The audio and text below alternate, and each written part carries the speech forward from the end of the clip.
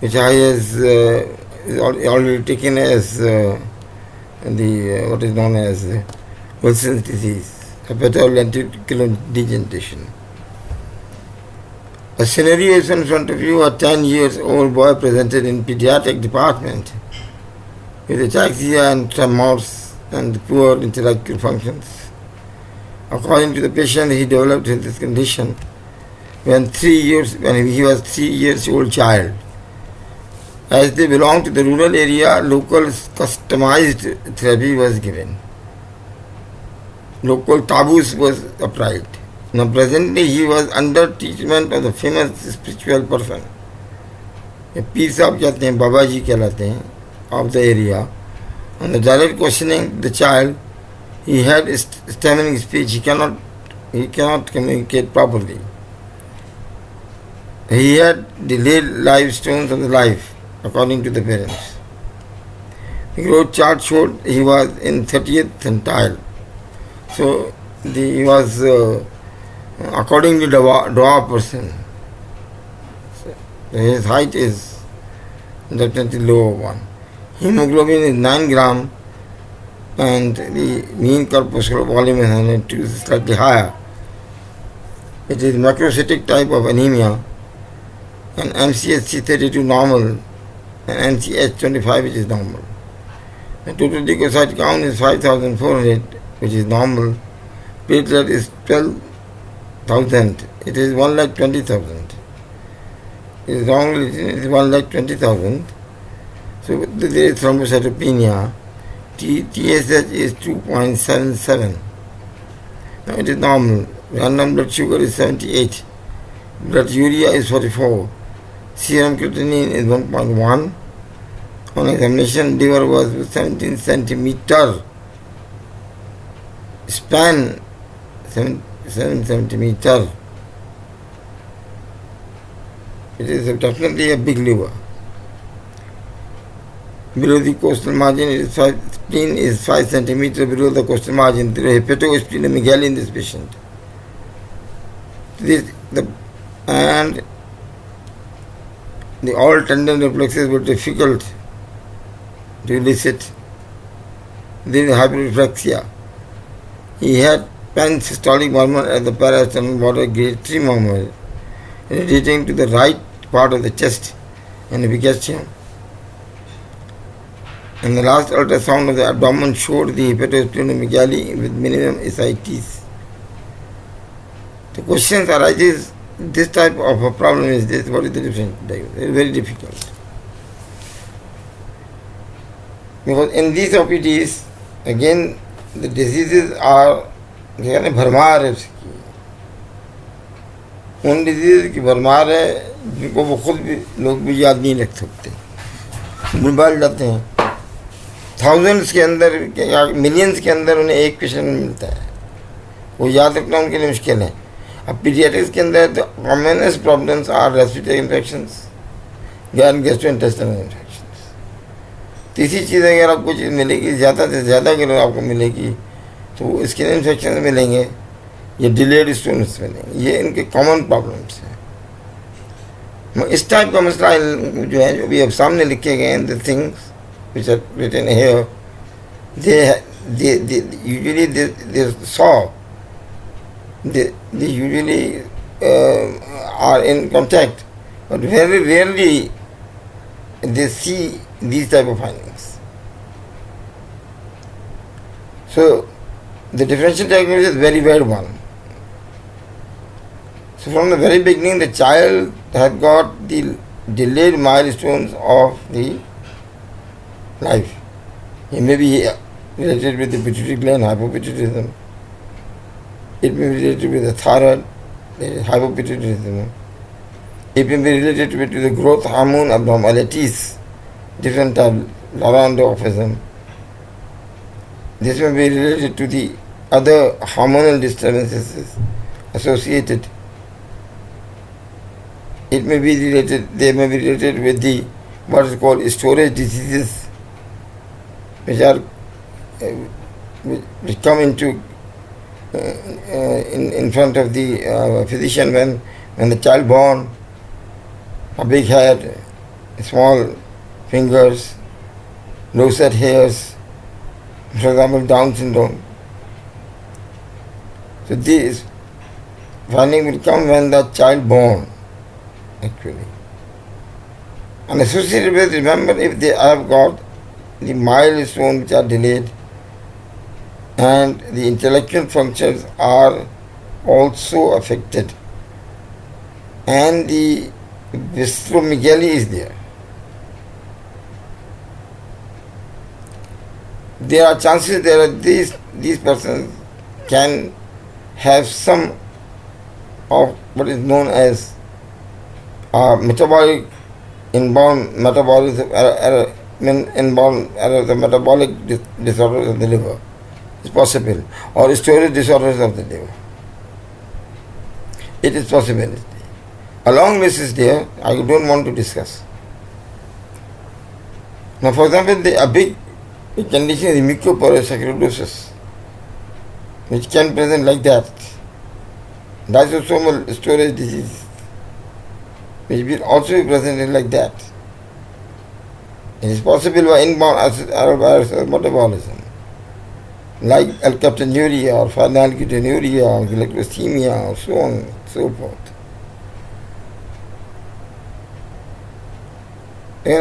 इसमें अगर 4-5 चीज़ें आपको मिल जाती हैं और वो खुद पेशेंट बता रहा है आपको, आप इनके पेरेंट्स बता रहे हैं कि ये डिलेड है, ये बोल नहीं सकता, बात नहीं कर सकता, स्टमक स्पीच है, सब कुछ, तो इनमें से कोई ना कोई डिजीज़ होगी। डेफिनेटली ज़ाहिर है इसके लिए जो है आपको जो है बायोप्सी लेनी पड़ेगी। इसके लिए सारी ऑल फंक्शनल जितनी भी डिजीज़ हैं to the system will be analyzed. What is the most probable diagnosis?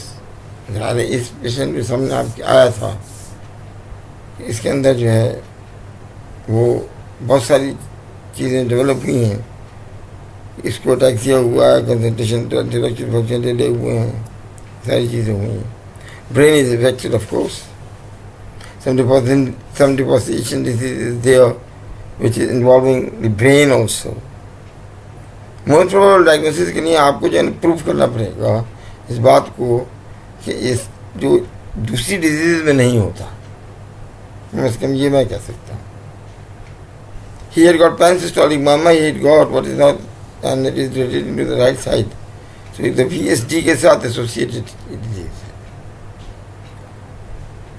So congenital heart disease के साथ इस सिनेरियो का बड़ा गहरा ताल्लुक है। तो मैं इसमें जो है ना वन डायग्नोसिस नहीं बनाया जा सकती। मैं सिर्फ ये बताना चाह रहा था कि जब हम पीठ के अंदर जहाँ आगे स्टकअप हो जाते हैं जगह पे, जहाँ पे आपको आगे नहीं चल रहे होते, हमें इस पेशेंट को जो है ना मैनेज करना होता है ऑन द बेसिस कि ये पेशेंट जो है नॉर्मल लाइफ गुजार ले, बकाया लाइफ को गुजार ले, ये हमारा एम होता है। इसीलिए स्पेशल चाइल्ड, सीपी चाइल्ड जिसे आप लोग कहते हैं ना, सेरेब्रल पॉल्सी चाइल्ड, या जो स्कूल होते हैं फॉर द स्पेशल चाइल्ड, उसको ऑनर दिया जाता है स्पेशल चाइल्ड का, वहाँ उसको मैनेज किया जाता है। There are diseases which are called infiltrative, and the metabolic disorders of the liver has a limited repertoire of responses. उस पर आते रहते हैं, हमले होते रहते हैं, सारी चीज़ें जमा होती रहती हैं, सारी मेटाबॉलिक फंक्शन वो करके दे, तो उसके बाद जो है वो तैयारी करके भी वो दे, प्रिपरेशन करे डिफरेंट सब्सटेंसेस का, एसिमिलेशन करे उसकी,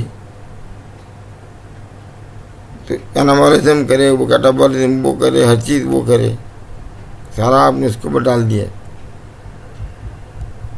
तो अगर ये एक चीज़ दे रहे हैं किसी को तो बी तो ठीक है, बराबर है, ठीक है, यस, एक हाथ से लो दूसरे हाथ से लो। लेकिन अगर बी जिसको दिया गया है एन लेवर को, वो सी वो ना दे सके, रिटर्न बैक ना दे सके, तो डिजीज़ प्रोड्यूस हो जाएगी। और अगर बी जो है यानी लिवर जो है वो उस तरह से फंक्शन ना कर सके इस तरह से करना चाहिए, तो वो क्या होगा, there are problem which will come, in a different type of ways. इसी तरीके से वो डिफरेंट प्रॉब्लम जो है ई, there are different type of presentations जो होते हैं, डिफरेंट टाइप के presentations are seen in this case. तो हमें जो है ना इसका बड़ा ख्याल रखना पड़ता है. और अब जो है ना हम functional classification of the liver disease, metabolic liver disease की तरफ बातचीत शुरू करने वाले हैं. आप ये पढ़ लें, सुन लें, अगर याद रह जाए तो ठीक है, अगर याद न रहे तो ये कोई अना का मसला नहीं है. So the functional classification of the metabolic disorders, वो याद रही है. मैंने कहा अगर किसी को याद रह गया तो अच्छी बात है, नहीं याद रहे तो कोई बात नहीं. तो no harmful effects, liver morphology is normal, largely undamaged, but severe effects on the other organs. Morphologically liver जो है नॉर्मल होता है, लेकिन जो उसके फंक्शंस हैं वो डिस्टर्ब हो जाते हैं. अमाइनो एसिडोपैथीज हैं, CNS हैं, इसका कार्बोहाइड्रेट में मेटाबॉलिज्म्स हैं, वो डिस्टर्ब होते हैं इसके अंदर. हार्मोनरी एरिया इन्वॉल्व हो जाते हैं इसके अंदर, रीनल फंक्शन डिस्टर्ब हो जाते हैं. Some morphological effect in the liver, but principal damage on the other organs. अब ये जो इसके अंदर जो है लिवर जो ब्रंट ऑफ द प्रॉब्लम है. अब ग्लाइकोसीमियास और दूसरी डिसीजेज हैं, ग्लाइकोजन स्टोरेज डिसीजेज हैं, लिपिड स्टोरेज डिसीजेज हैं, म्यूकोपोरोसाइटोसिस हैं. और इसी तरीके से मैंने आपसे कहा था कि दूसरी डिजीजेज हैं जिसके अंदर inborn error of the metabolism है, फिनाइलकीटोन्यूरिया है, एल्केप्टोन्यूरिया है, slow liver damage in the liver in the childhood और major effect on the system. सारे के सारे ऑर्गन्स इफेक्ट होते हैं, लेकिन लिवर सबसे ज़्यादा इफेक्ट होता है. जैसे ग्लाइकोजन स्टोरेज डिजीज 1 और 3 में significant liver injury in the infancy and childhood. अब चाइल्डहुड में अक्सर बड़ा बच्चा अगर हो जाए तो गैलेक्टोसीमिया और टायरोसिनीमिया या विल्सन डिजीज इफेक्ट ज़्यादा शो करती है. Defect confined to the liver, the tyrosinemia and the Wilson disease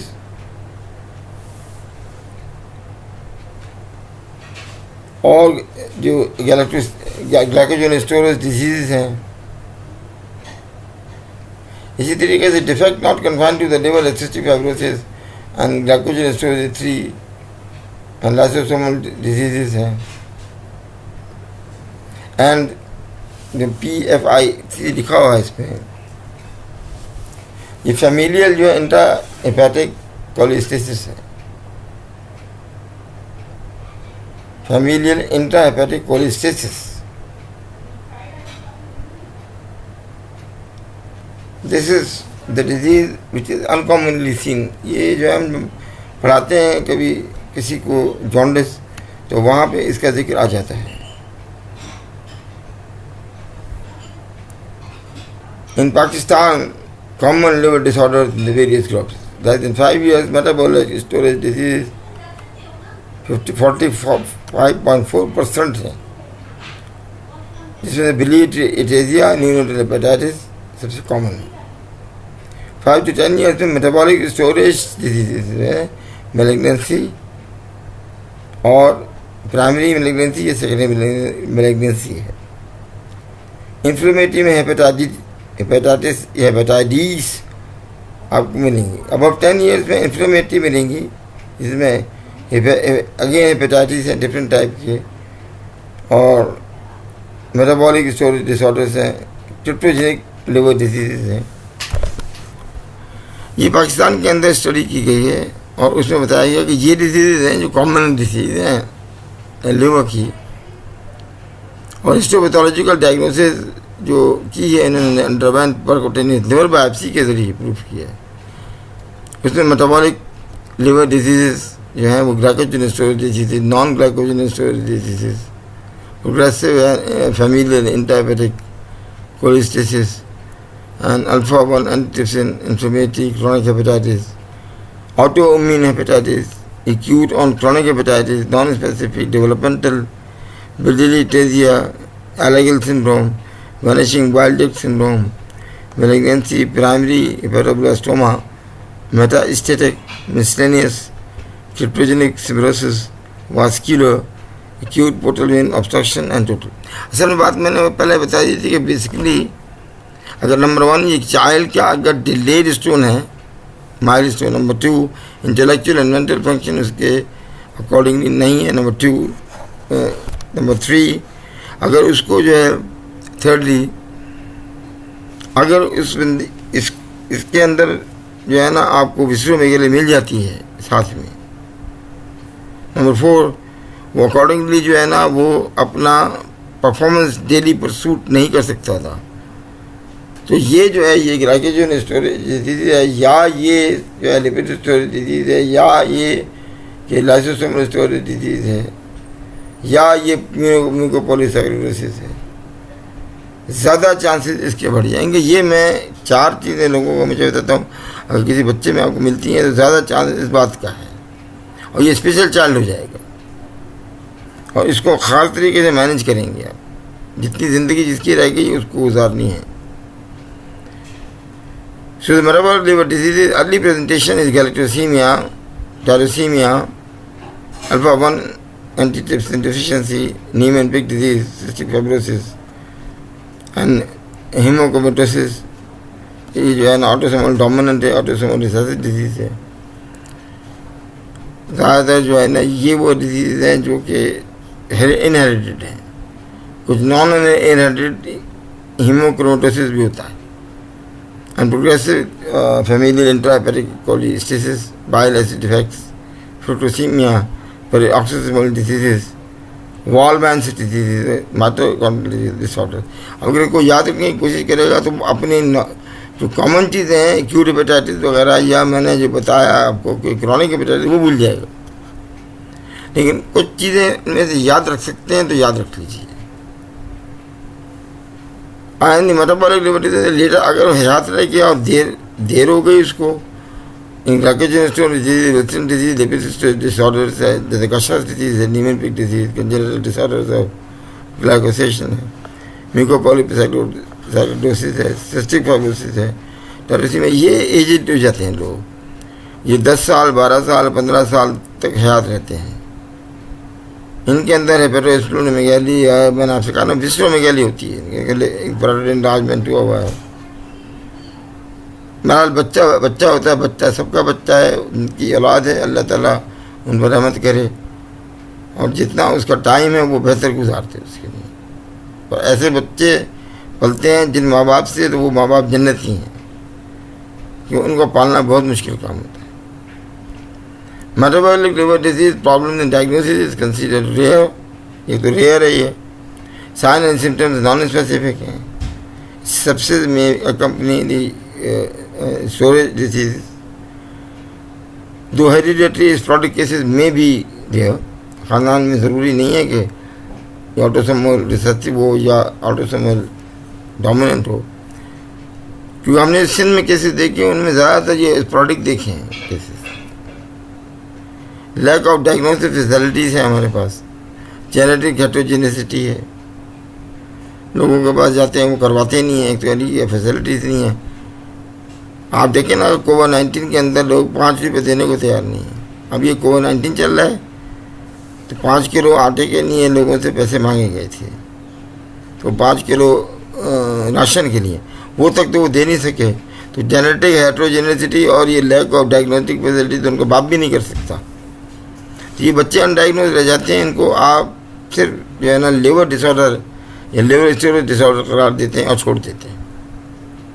presentation इनकी ये है कि लिवर फेलियर में चले जाएंगे, एनकेफेलोपैथी और रीलाइक सिंड्रोम में चले जाएंगे, क्रॉनिक कोलिस्टेसिस में हो जाएंगे, हेपेटोमेगाली, स्प्लेनोमेगाली है, अनकॉन्जुगेटेड हाइपरलिपिडेमिया है।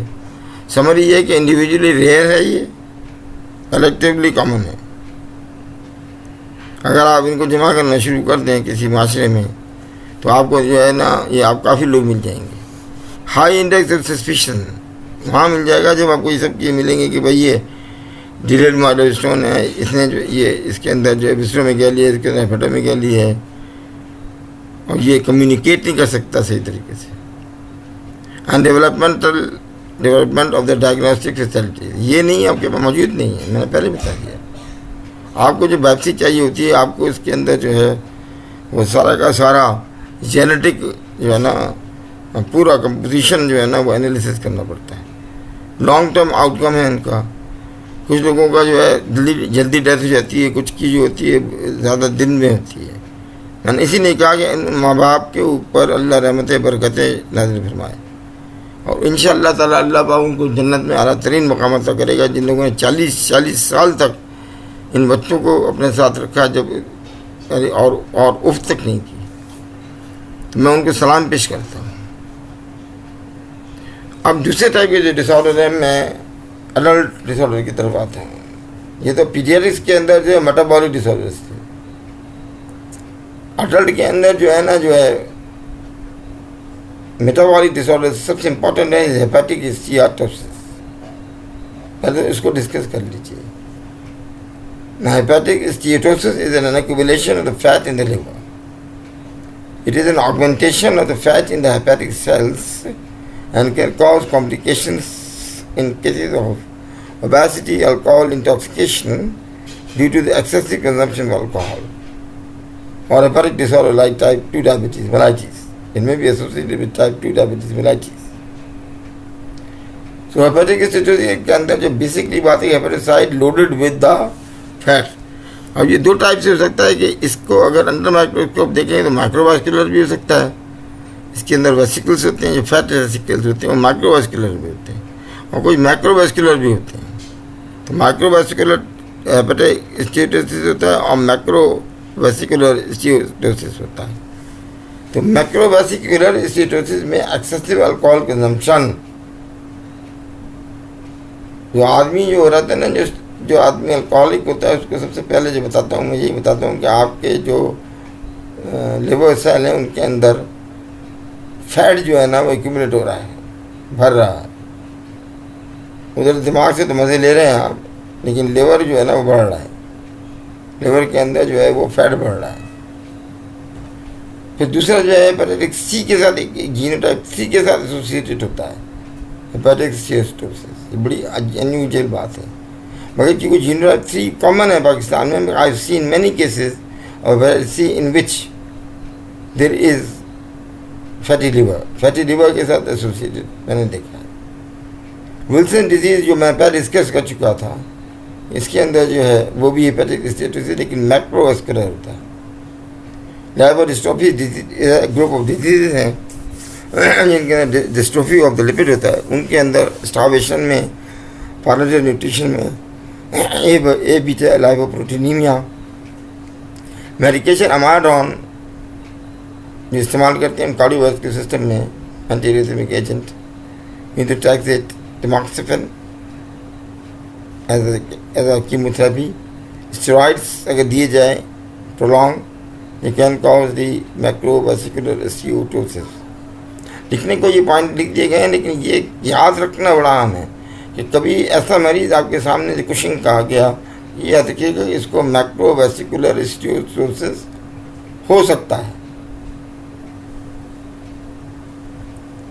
माइक्रोवेसिकुलर में जो है वो डिजीज रीज सिंड्रोम जो अभी आपको बताई जाएगी। मेडिकेशंस सोडियम वैल्प्यूरेट जो एंटी एपिलेप्टिक एजेंट है, एंटी रेट्रोवायरल मेडिसिन, इसमें लेमोमेडिन और दूसरी हैं। एक्यूट फैटी लिवर प्रेगनेंसी, ये बड़ी अहम चीज़ है। HELPEP syndrome, haemolysis, you know, with the elevated liver enzymes, ये जो है ना हेल्प सिंड्रोम कहलाता है। लो प्लेटलेट्स, LP आखिरी वाला जो लिखा है उसका मतलब LP low platelet. Haemolysis with elevated liver enzyme EL, आखिरी LP है low platelet syndrome, HELLP syndrome. उनमें भी जो है माइक्रोवेस्कुलर स्टीएटोसिस होता है। इनबाउंड एरर्स ऑफ मेटाबॉलिज्म मैंने कहा था कि जो LCAT डिफिशिएंसी है और कोलेस्ट्रॉल ईस्टर स्टोरेज डिजीज़ है, वोलमोड और बहुत सारे डिजीज़ हैं। इनको याद रखना बहुत मुश्किल है हमारे लिए कि ज़ाहिर है हर चीज़ को याद रखना इज़ डिफ़िकल्ट। इनबॉर्न और एरर्स ऑफ मेटाबॉलिज्म के अंदर जो बहुत सारी डेफिशिएंसीज हैं, ये कीमोपैथोलॉजी का पार्ट है। और आखिरी में मैं उन लोगों को सलाम पेश करता हूँ जो कीमोपैथोलॉजिस्ट हैं, कि उनको इतने मुश्किल एंजाइम के साथ साइकिल याद रखनी पड़ती है। फैटी लिवर डिजीज डेफिनेशन ये है कि फैटी लिवर डिजीज डेफिनेशन है clinico pathological syndrome encompassing a wide range of fatty liver disease in the absence of significant alcohol intake and other common causes of steatosis. The following are the stages. इसकी 3 type बताई गई हैं। सबसे पहले non alcoholic fatty liver disease, जिसको NAFLD कहते हैं, common, बहुत कॉमन है। सेकेंडली जो है नॉन अल्कोहलिक स्टीटोहेपेटाइटिस है, ये भी जो है उसके मुकाबले में अनकॉमन है। थर्ड है नॉन अल्कोहलिक सिरोसिस है, लेकिन मोर देन 60% क्रिप्टोजेनिक। इसकी रीज़न का पता नहीं चल पाया, इसकी वजह क्या है। वो आदमी खाता पीता जो है वो नॉर्मल है, कोई ख़ास खाता पीता भी नहीं है, कि उसको ये है कि वो ऐसी चीज़ें खा रहा हो कि जिससे स्टीटोसिस हो रहा हो। और दूसरा से alcoholic liver disease. Alcoholic disease is a fatty liver disease. जहन में होना चाहिए कि कोई बात स्टार्ट करता है कि लिवर में अगर बट फर्स्ट चेंज जो है अल्कोहल लिवर के अंदर क्रॉनिक लेके आती है, मैक्रोवेसिकुलर स्टीटोसिस होता है। ये बात हमेशा लोगों को बताएं, ठीक है ना। अगर वो अल्कोहलिक नहीं है, नॉन अल्कोहलिक है, तो नॉन अल्कोहलिक के अंदर अब या तो NALFD non alcoholic fatty liver disease है, या नॉन अल्कोहलिक स्टीटोहेपेटाइटिस है। थर्ड वाली को छोड़ दीजिए, लेकिन 2 डिजीज बड़ी इंपॉर्टेंट हैं जो ऊपर वाली 2 बताई गई हैं। इसी पे हमारा आपस में आर्गूमेंट रहता है, इसी का मैनेजमेंट स्ट्रेटजीज भी अलग हैं। Non alcoholic fatty liver disease, इसके अंदर करना ये है कि evidence of hepatic steatosis either by imaging और histology more than 5% of hepatocyte histologically without any other cause of secondary fat accumulation with no evidence of hepatocellular injury in the form of the ballooning of hepatocyte और no evidence of fibrosis. इसके अंदर non alcohol के अंदर जो है किसी किस्म का जो है लिवर डैमेज नहीं होता, लिवर का आर्किटेक्चर नॉर्मल रहता है, फंक्शनली ये नॉर्मल रहता है, सिवाय इस बात के आदमी है वजनदार है, आदमी का जो है लिवर जो है वो पल्पेबल है, ज़्यादा से ज़्यादा एक ग्लिसरीन कैप्सूल जो है वो ज़्यादा स्ट्रेस होगा तो पेन हो जाएगा उसको। मैंने जो है जब केसेस देखे ज़्यादातर डायबिटीज़ के साथ एसोसिएटेड देखे हैं, उन डायबिटीज़ के साथ देखे हैं जो फैटी होती हैं। And that is the diabetes which is type 2B diabetes mellitus that is associated with the person who are in weight, इनके वेट ज़्यादा है, higher weight. The risk of progression to cirrhosis and liver failure is minimum. इसके अंदर ज़्यादा chance नहीं है cirrhosis होने के, लिवर फेलियर होने के। इस डिजीज़ के अंदर सबसे ज़्यादा चांस है जिस बात के, अगर किसी को डायबिटीज़ नहीं है तो चांसेस हैं कि 5 से 10 साल में डायबिटिक पेशेंट हो सकता है। ये रिसर्च है जिसने प्रूव किया है। आप अपने लिवर को नॉर्मल करना चाहेंगे, जल्द से जल्द कोशिश करें कि non alcoholic fatty liver disease को नॉर्मल कर दें। 1 महीने में कम से कम 10 से 15 आते हैं मेरे पास केसेस। 80% वुमेन होती हैं, फीमेल होती हैं, और ज़्यादातर जो है ना वो ये लेके आते हैं शिकायत जो आपके सामने लिखी गई है। वो कहते हैं दवाइयाँ दें और ठीक करें, ऐसे थोड़ी होता है, दवाइयाँ दे के ठीक नहीं होता। नॉन अल्कोहलिक स्टीटोहेपेटाइटिस, ये इंपॉर्टेंट चीज़ है। अल्कोहलिक नहीं है लेकिन स्टीटोहेपेटाइटिस हो गया आप, यानी इसी चीज़ की सीवियरिटी है कि अब इतना हो गया कि presence of the hepatic steatosis, inflammation with hepatocyte, injury, ballooning with और विदाउट फाइब्रोसिस। अब इसका अंदर जो है डैमेज शुरू कर दिया, लिवर के एंजाइम जो थे वो डैमेज बढ़ गए। This can progress to the cirrhosis, ये ज़्यादा दिन तक रह गया तो सिरोसिस में कन्वर्ट हो जाएगा। It can cause liver failure, और अगर ज़्यादा ज़िंदगी है किसी की इवन, तो वो ज़्यादा ज़िंदगी देने होगी तो फिर ये हेपेटोसेलुलर कार्सिनोमा में भी कन्वर्ट हो सकता है। तो नैश को आप आसान ना लें। मेरे पास अगर केसेस आते हैं टोटल, उसमें से नैश की होता है 15% होता है। तो नैश के लोगों को मैं बड़ी आसानी से 3 महीने में नैच से NaFL में डाल देता हूँ, और NaFL से नॉर्मल लिवर करने में 3 महीने 4 महीने लगते हैं मुझे। लिहाजा मैं जो 6 महीने के अंदर उनका लिवर एब्सोल्युटली नॉर्मल हो जाता है। ये हमारी अपनी गलती से हो रहा है ना भाई, ना तो कंजेनेटल था, ना हेरिडिटी था, ना किसी की थी। तो अपने खाना पीना और अपनी जो लाइफ स्टाइल मॉडिफिकेशंस ना होने के बराबर हैं आपके, उनकी वजह से हुआ ये। एक डिजीज़ और है जिसको डिस्कस करनी थी और वो लोग नहीं करते, री सिंड्रोम। ये वह बच्चों को होती है, ज़्यादातर जो होती है 5-7 साल के बच्चे होते हैं, वो आते हैं और उनको किसी का नज़ला वगैरह बुखार इस टाइप की चीज़ होती है, तो 2 हफ्ते पहले की हिस्ट्री दे रहे होते हैं। माँ बाप को याद नहीं होता, लेकिन उनसे पूछा जाए तो बताते हैं 2 हफ्ते पहले बुखार हुआ था, लेकिन दवाई दे दी थी। क्या दवाई दी थी भाई आपने? कि मैंने जो है ना आधी गोली एस्प्रिन सुबह दोपहर शाम दे दी थी, यानी 150 मिलीग्राम। ये हिस्ट्री होती है उम्र। इसमें ये मसला होता है इस री सिंड्रोम के अंदर, जैसे मैंने पहले आपको बताया कि लैक्टोबैसिकुलर टाइप पे हेपेटोस्टीयोटोसिस हो जाता है। उस वक्त तो कुछ नहीं होता, बाद में जो है ना ये हेपेटिक स्टीयोसिस हो जाता है। मगर इसके अंदर एक और इम्पोर्टेंट बात है कि दिखा लिवर को तो कर लिया था, ये ब्रेन को भी इन्वॉल्व करता है। तो ऐसा इसकी कॉज पता नहीं है कि ये हुआ क्यों, ये ऑटो इम्यून डिजीज़ है, ये कोई और आप कह सकते हैं कि metabolic derangement, abnormal metabolic derangement हुआ है, क्या हुआ है, you don't know. The link to aspirin use for the viral illnesses in kids and teens, मैंने पहले बताया। ज़्यादातर मेरे पास जितने भी केसेस हैं वो एस्प्रिन से रिलेटेड हैं। Avoid aspirin under 19 unless doctor advise. अगर प्रेसिंग इंडिकेशन है तो फिर तो एस्प्रिन दें, वरना मत दें। द सिम्टम्स ये कि परसिस्टेंट और कंटिन्यूस वोमिटिंग, क्योंकि हेपेटिक स्टीयोसिस हो गया, बाइल वाइल काम बनना है। साइंस ऑफ ब्रेन डिस्ट्रक्शन, ये किस तरह हुआ ये नहीं मालूम, ये हेपेटिक इन्केफेलोपैथी की वजह से हुआ है, तो वो नहीं मानते ये बात।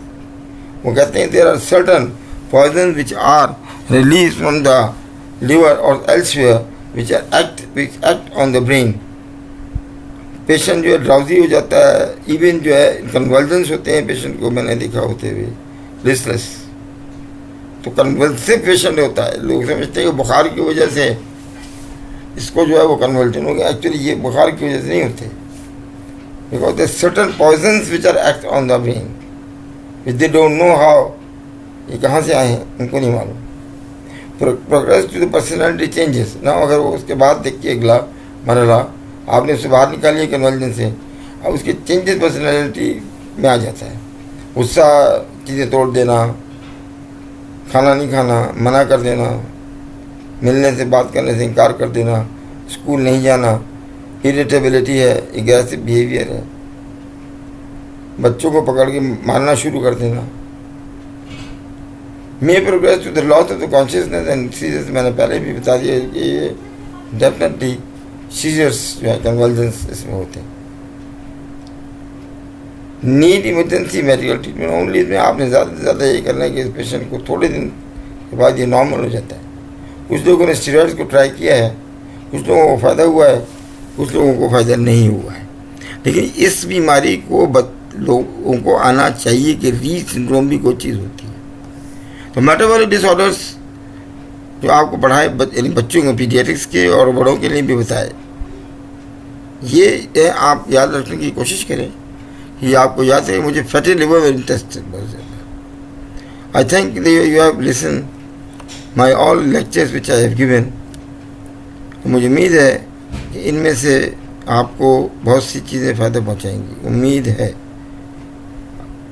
क्वेश्चंस के लिए मैंने जैसा पहले भी बताया वैसे लिखने की ज़रूरत नहीं है, या तो आमना सामना कर लीजिए, या फिर जो है इसके अंदर आपके पास ईमेल है जो एड्रेस में दे के आया था, आपके जो रिमाइंडर हैं उनको मैं अपने व्हाट्सएप नंबर दे के आया था। अगर आपको क्वेश्चन करना है तो उस पर भी कर लीजिए। और थर्डली ये कि इसके ऊपर, जिस साइट के ऊपर बात हो रही है, वहाँ पे क्वेश्चन लिखा जा सकता है, लेकिन क्वेश्चन जो है ना सेंसिबल होना चाहिए। क्वेश्चन इनसेंसिबल ना हो, बेवकूफ़ाना ना हो। मिसाल के तौर पर कोई किसी ने पूछा कि जो है वो हेपेटिक इनकैपेबिलिटी क्यों होती है, ठीक है ना, ये आपको जो है ना पढ़ाने के बाद सवाल वो कर रहा है। यहाँ ये आवाज़ क्लियर आपको करती थी कि वो क्यों होती है, उसकी पूरी पैथोजेनेसिस मैंने बताई थी। या तो उस वक्त बैठ के आप किसी और से बात कर रहे थे या आपके पास टाइम नहीं था। इसलिए प्लीज़ जो है ना इस जो हम प्रेजेंटेशन आपको दे रहे हैं इसको बड़े गौर से सुने।